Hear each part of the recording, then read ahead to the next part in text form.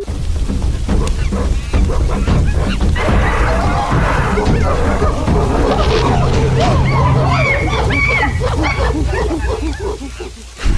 video is Dunston Checks In.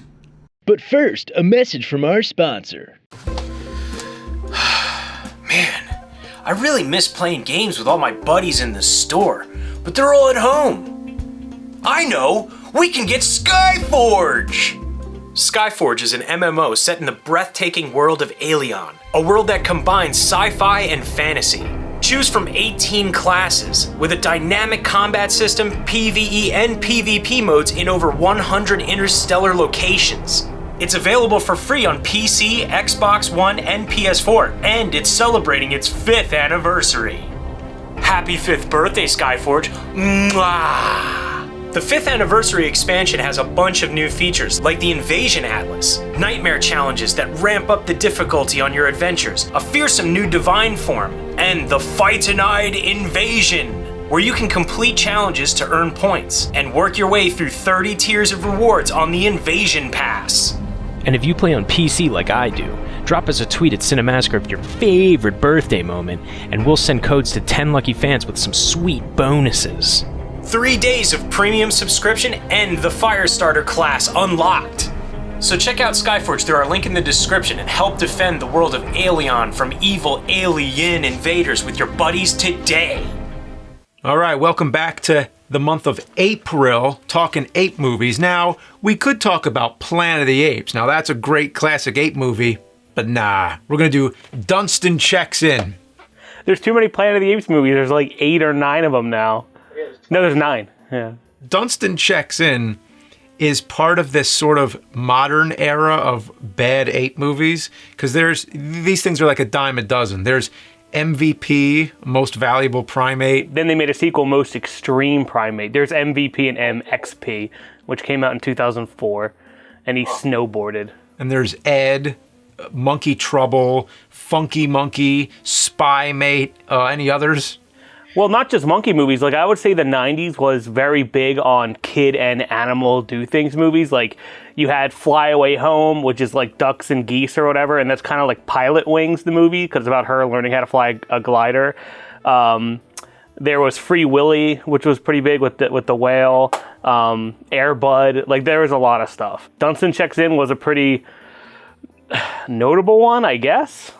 People remember it. So I guess we'll just go into the plot. Yeah, so Robert Grant, played by Jason Alexander, is the manager of a 5-star hotel that's going to be reviewed by this pompous, stuck-up travel critic who's going to come in and he might give them a 6 star. Yeah, the first time they're ever doing a 6 star.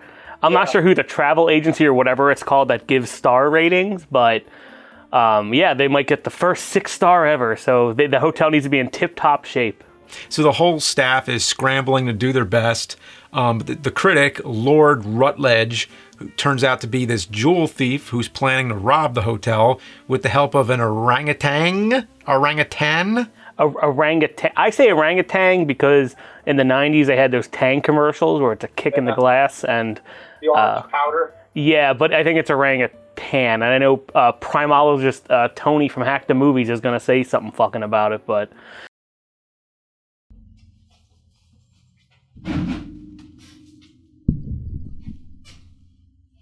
It's orangutan. Orangutan. There's no G on the end of it. God. Also, I'm going to point out, because Justin forgot, that Glenn Shaddix played an orangutan in Tim Burton's Planet of the Apes. And he's also in this movie, and I didn't know where else to fit that little tidbit in, so I'm inserting it here. Tan. Yeah, but no, this is actually an ape movie, unlike a lot of the monkey ones we named earlier. This is an ape movie fully. It is an orangutan, so we're good on the theme month on this one. Dunston is the name of it, I think we established, who wants to escape from his cruel master. And he had a brother named Samson who was killed by the jewel thief, Lord Rutledge, if that is his real name, for not getting enough gems, I guess. So there's a lot of weird, sad moments in this movie, but yeah, that happens. So Dunston gets loose and goes around the hotel causing all kinds of trouble. And then the manager has to call an animal hunter or animal specialist who comes to deal with it. And it turns out to be Pee Wee Herman. Yeah, Paul Rubens himself, before the fall. And he's really good. I feel like he was channeling his best Jim Varney in this role, because he kind of has this feeling to him. And same thing with Lord Rutledge, who feels like who's kind of like Jim Carrey the whole movie. Like, if you watch it, definitely watch it. 'Cause I think if Jim Carrey and Jim Varney were in this movie instead, it would have been like, people would really, really remember this movie.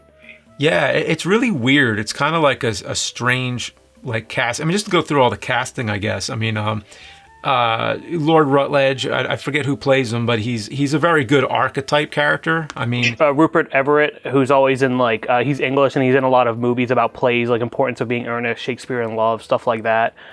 He's been in a lot of other roles too. Like, I mean, had the movie been better, I think the acting holds up. I mean, he plays the archetype of what he's supposed to be. He's this kind of like just pompous type, but he also is like, has this evil plan behind it all too. So he's trying to steal all the gems, but at the same time, they think he's the critic that's giving him the 6 stars, so they're treating him like royalty, and he's also pretending he's a lord, I guess, of England or something. So there's also that angle. There's a point in this movie where you forget that it is a monkey movie, because I'm following the plot of the jewel thief and the kids and the dad and all that kind of stuff. Dunston just kind of happens to be there most of the time. Yeah, it doesn't really focus on the ape enough, I think. But so then you have the manager, Jason Alexander, who's always good in everything I've seen him in. Now, I know that your organization has been to the Four Seasons. And, of course, I would be loath to ever speak ill of a competitor, but... Holy shit! He must really hate the Four Seasons. No! Like, he just has that nervous quality where he's just always, like, scrambling to, like, solve something. Oh, I didn't notice. We actually have your monitor is on top of Seinfeld's Scene It, and Jason Alexander's right there. Oh, yeah. So thanks, Jason. Also in, I remember him, he was good in Star Trek Voyager, if anyone remembers that. But yeah, this was when he was in the middle of Seinfeld and he was trying to do breakout roles to become like more theatrical actor. But he's always been so typecast as frickin' George Costanza, it just didn't really stick. In this movie, he also wears like a toupee kind of thing. The same thing he was wearing in like the Mick DLT commercials from the late 80s. Everyone remembers that? Because he was like, he's been balding since he was like 14 or something like that. So they kept that going to make him look younger, I guess. But I don't know. He's pretty good as the kid's dad. I'll give him that. He acts very well in this movie. The movie itself, like we said, isn't very good, but the acting isn't bad. It's not a bad movie. It's fine. Like, if it's one of those movies where if, like, your kids or whatever drug you to it, you'd be like, okay, this is fine. There's some adult jokes. You leave. It's fine. It's not like you get angry at it or mad. Like, I'm usually mad at a lot of movies, but I thought it was mad. Yeah, exactly. It's not like that kind of movie. I almost wished it was worse when I was watching it. Like, I wish we could have really ripped it apart. So then you have Faye Dunaway, who's like the owner of the hotel. She was Joan Crawford in Mommy Dearest, I think. She plays a good villain in things. Though she's not really the bad guy here, she's just a jerk. Yeah, like again, they don't really give her much to do. She shows up every now and then and she tells Jason Alexander what to do, and I kept confusing her for the other older lady who has the jewels. Because they're kind of interchangeable. They're same like age range and they're always wearing fancy things and they both wear jewels. So I'm like, wait. And sometimes I would get confused about who was who, but yeah, I mean, then you have the kid who's okay, and then his brother. Yeah, and then Paul Rubens, who plays it a little more straight than you're used to seeing him. Yes. And speaking of that, and the adult humor you mentioned, this movie is kind of fits into a strange category where it seems like it's promoted as like a family-friendly movie. So I figured of all these ape movies, which most of them, can't watch with my kids in the room. So this one I figured, okay, I can get away with this one. I'm going to watch this one with my kids in the room. Well, then you have Pee-wee pointing a gun at an orangutan, and first of all, explaining that it's... And at at that point in the movie, well, he has the shotgun at one point, which is a real gun, and then he has the dart gun, which will kill Dunston because there's too much, I guess it'll knock a person out for like a day or something, they say, but it'll kill an orangutan because it's too much juice, so I'm not sure what, it's kind of like the gun in Jurassic Park, the Lindstrand air gun, like a dart gun. It'll just kill him in one shot, but I know at the end of the movie he misses once and breaks a chandelier because they show a scene earlier where he keeps drinking champagne. He had like 8 of them. You see him in the background just drinking champagne, so I guess he misses because he's drunk. But yeah, so you have drunk Paul Rubens being held up by the butt, I think, by Faye Dunaway, trying to shoot our main character, orangutan off a chandelier to death. Yeah. Because kids, they can get tense when the movie gets tense, like where it's this ape that's like the main character, and she was actually like afraid the ape was gonna die, and I'd be like, look, it's just a movie, and that's a tranquilizer, and trying to explain everything. There's a scene where he gets like he's in like the dog walk like plant greenhouse thing, and Paul Rubens shoots at the glass, and Dunston escapes, but Dunston gets like glass stuck in his hand or like in stomach or something. So you see him just like bleeding everywhere, and I'm like, holy shit! Like, yeah, like that bothered too because it shows like the close up of the hand with like the blood coming out, and they're like using tweezers to remove the shard of glass, and it's like that definitely bothered too. So that, and he's screaming the whole time. Yeah. So this movie flunks out in the kid friendly department. And I looked it up later and saw people complaining that it had curse words in it, which I don't even remember. So I watched it on demand from HBO, and it was HBO. You'd think it wouldn't be censored, but maybe it was censored. Maybe they're just saying curse words, like maybe they say damn or shit or something like that. I don't think Dunston drops an F-bomb anywhere. Yeah, I forget what the words are, but it's not an F-bomb, but I think shit is in there. And speaking of which, the voice of Dunston, because I added a lot of stuff, was Frank Welker, who I think did Gizmo, but it did like Nibbler and like a ton of other voices, Transformers, G.I. Joe, like everything. So Frank Welker, because we were just talking about him, Monkey Shines, because he's the voice in Monkey Shines. So basically Frank Welker has voiced half the monkeys this month, half the apes this month, and monkeys. I mean, the sense of humor in this movie is kind of weird. Like, you don't really know where the intended laughs are half the time, where it's just like not funny. And there's like, going back to the adult humor, there's like the scene where like he's grabbing the girl's legs under the table, and then like I forget what the line is, but then one of the guys says something like, Paul Rubens' character, who's wearing a purple suit at this point, he's the animal guy, so he calls the orangutan by its like scientific name, like Pompous Paralius or something like that. And he comes out under the table, and the guy and his wife, the guy thinks he was just checking out his wife's, like, vagina, I guess. And he was just like, I help you with something, son? I'm looking for a Pongo pygmaeus. I catch you looking at my wife's Pongo pygmaeus once more, I'm gonna break you in half. Right. There's also a moment that I think sums up the whole movie, which would be great if you just loop the scene. But at 55 minutes in, Pee-wee and the ape are making noises back and forth, and they're just sort of like, doing that like raspberry thing.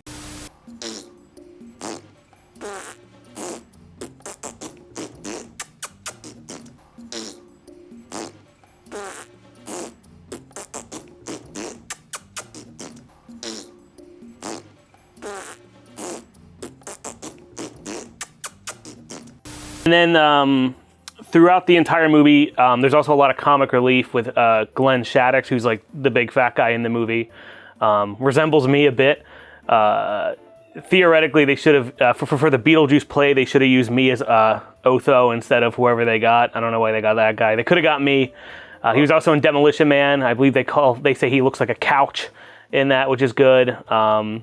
He's really good in this film. He really sells his scenes, and he turns out to be the real guy who gives out the 6 stars or whatever. So they were messing with him the whole movie, but being nice to Lord Rutledge, the bad guy. So his arc in the whole movie is probably the best, because he also has like the little dog, the dog that commits suicide at one point. And I want you to roll that, Tony, whoever's doing that, of the dog jumping over the side and just splatting. What do you smell, boy?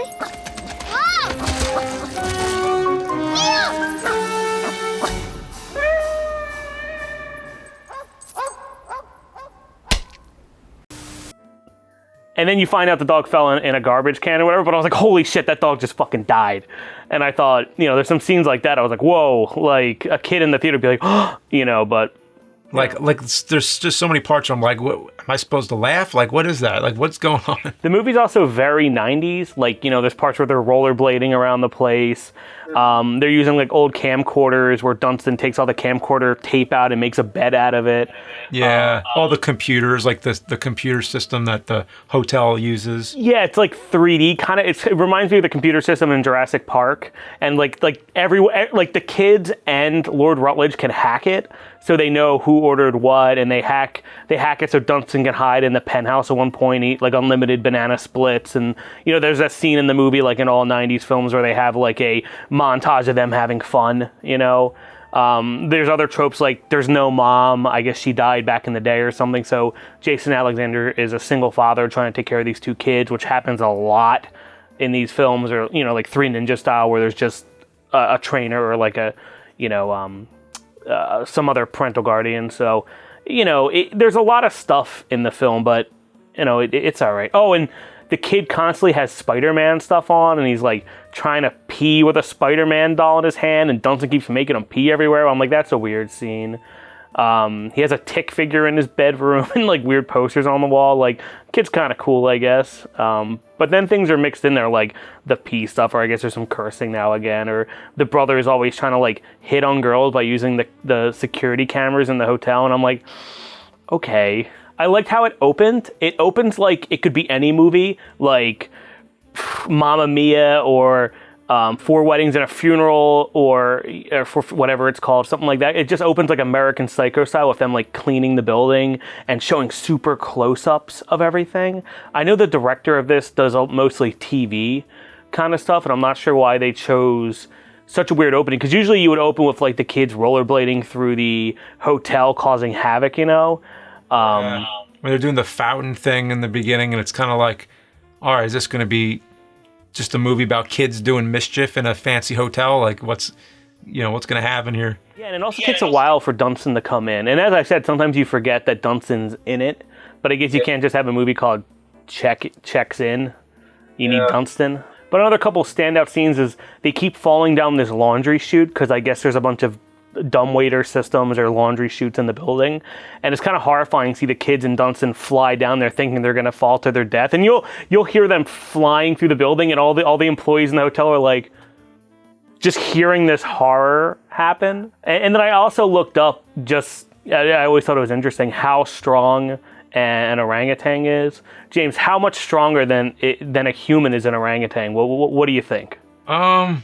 I don't know. I mean, I think they're pretty strong. Stronger than a human, or just as strong, or what? Because remember, they're small. Yeah, I never really thought about it. I think they probably have like really strong legs and arms. Yeah, I mean, I guess so. I mean, they are 7 times stronger than a person. Okay. Like they could probably pull your arm off. Like, it's horrifying, and they're just like hanging out with this kid, and they're like, I don't know. I think Lord Rutledge might have been right. Paul Rubens just should have taken it. I don't know. And what's funny is at the end they hint that like the kids, like the Dunston's gonna go live at the zoo nearby, and they're just gonna visit them and stuff. But then they pivot, and the dad eventually gets fired because the hotel lady who runs it falls in the cake, and they do this whole scene where like the crystal ball that was going to save and get them the 6-star thing goes awry. Dad gets fired, but then the husband of the evil lady that runs the hotel, he takes charge for some reason, which they don't explain. And they also never explain why they think Lord Rutledge is the critic and not Glenn Shaddix, like the big guy, which is confusing. But anyway, they send the whole family to Bali, and now they run the hotel of that part of that like luxury chain that's in like Thailand or whatever. I forgot where Bali is. And then Dunston lives there with his family. So there's a Dunston wife and a Dunston baby. And then the movie ends with Glenn Shaddix being brained to death by a coconut. Yeah, so that's Dunston Checks In. I think I picked this one for the Ape-ril, and I'm sorry about that. I thought there was more to it. I know this film, like, I think it was made for like I don't know, not too much money, but like I don't think it made it back at all. Though this movie did really well on home video, like that's where I saw it. Like a lot of people own this movie on VHS, so I don't know. I guess you can stream it now and finally watch Dunston Checks In HD. But I don't know. I think it's worth a rewatch. It's fine. Well, I'd say it definitely doesn't get 6 stars. It gets the 1 star. It gets negative 6 stars. Now it's not that horrible, but it's not good. 6 stars. Yeah. I mean, you said sorry about picking this one. Well, I definitely am getting you back next week with Schlock. Oh, Schlock. I think Schlock is the worst one I ever picked. So all right, we'll watch Schlock next week, but I think that's a fun one. Next week's video is Schlock.